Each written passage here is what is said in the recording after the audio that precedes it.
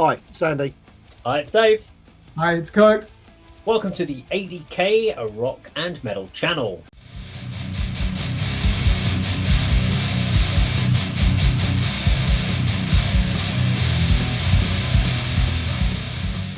Okay, so on today's video, we're going to do something, or a band we've never done.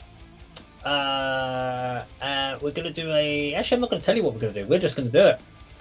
And it should be fun. Are you ready, guys? Okay, let's go check out today's video.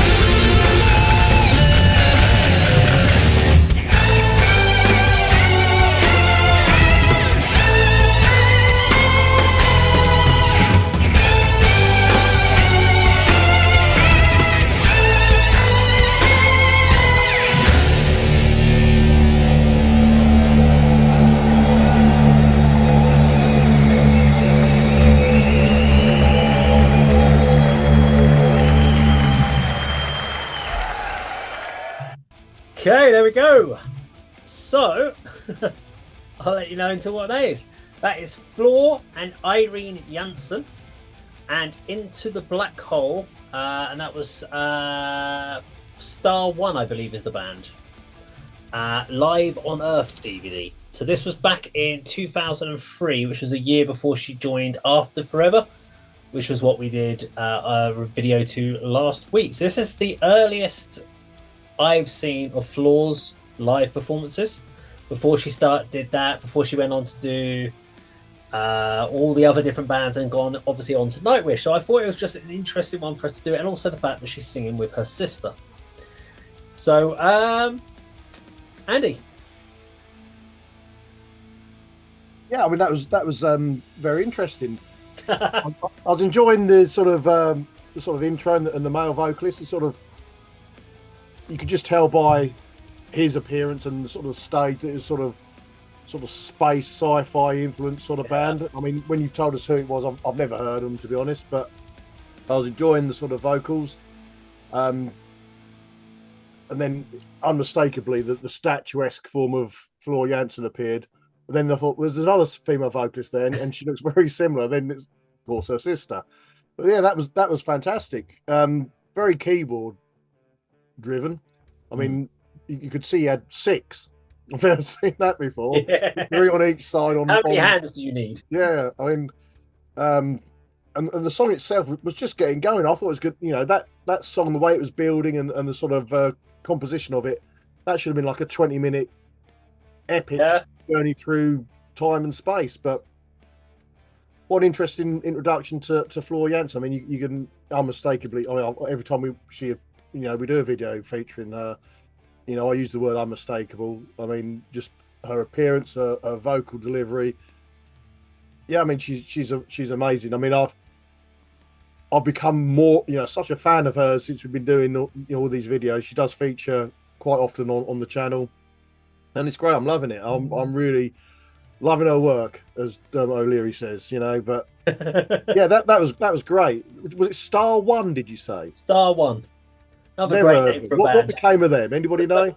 No was idea. she the vocalist or just guesting on that? I don't know enough about it, to be honest. Okay. I don't know if they were just back. I think he's the main vocalist. I think it might be a focus of him, and they were probably the backing vocalists in it. And I mean, you know, it's a very busy stage with all those people on there, and you'll be surprised to hear I actually really like the solo. It's sort of a bit of a strange guitar, bit of a strange guitar tone, but I enjoyed the solo. And you know, this band, if it's still in existence, need to sort of revisit this material and sort of expand it into a bigger song. I mean, that was quite brief with a, you know, considering it was like almost a solo vocal intro before the band sort of kicked in and the girls joined the stage. There should have been more of that, but that was really good. I mean, I wonder if the fact that this might be Into the Black Hole, that might have been. I reckon that the whole album is a concept album, and then that's part of like that feeds into the next part of the story, and that's why they've got lots of these. It's rather than it being an intro with then a big part and then going back and rotating. It's literally leading into the next part of the song. And I think that's probably a full performance of that album in its entirety in chronological order. That's what I'm expecting that to have actually been. Kirk. It was almost like a stadium rock interpretation of Ultravox. Do you remember that? Do you know that English new wave band Japan? David Silver and the singer. They had that famous album from '81 called Tin Drum. It's like they'd done a stadium rock version of that, and I was picking up on the Ziggy Stardust aesthetics as well. To me, the standout performer was the male vocalist at the beginning. I love the emotion and intensity that he put into that. Even his image really suited the song, didn't it? Where was he wearing like glittery silver, like a I think it's like silver spandex type shit. Yeah, it suited him.